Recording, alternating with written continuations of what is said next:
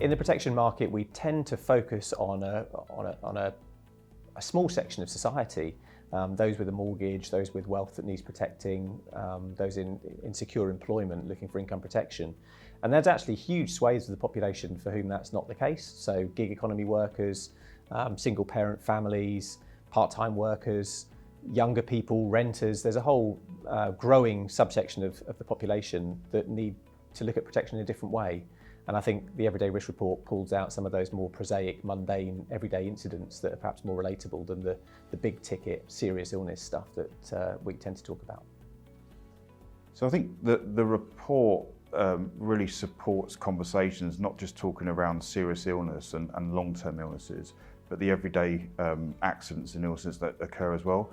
And I think when we're speaking to customers, and predominantly younger customers, that don't think that they will suffer a serious illness, the everyday type accidents kind of bring to life the importance of having protection.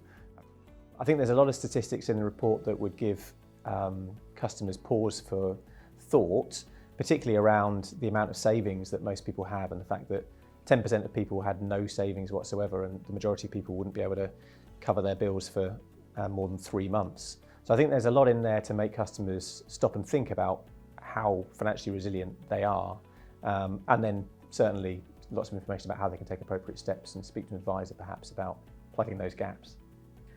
So I think we're all aware of the cost of living and things becoming more expensive. I think we don't necessarily make the connection with how that impacts our financial resilience and how we might be more susceptible to income shocks. And those savings we think we have tucked away aren't going to last as long. So I think the report is really useful in highlighting how fragile some of our situations are. So some of the statistics that will not be a surprise to parents, the fact that 6,000 children visited A&E in 2024 because of a foreign item entering them, which presumably is Lego. It really speaks to the everyday risk that is posed by children. The associated costs, I guess, you don't think about it, but it really adds up. So just the cost of parking at a hospital is pretty extortionate these days.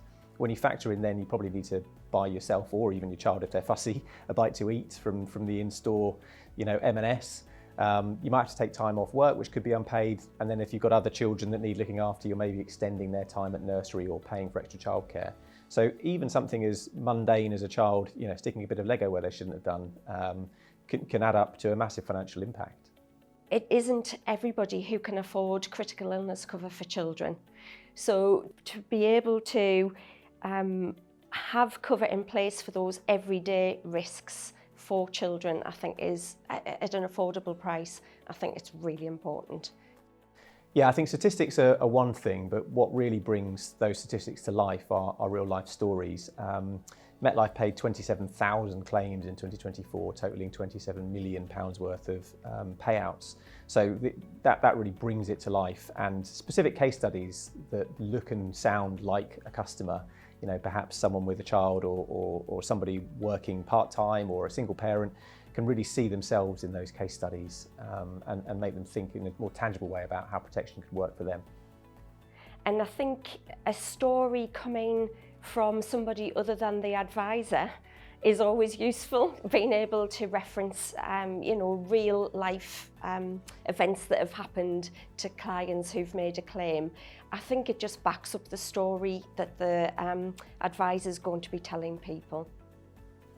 Case studies are super useful. We use them all the time to position things with clients.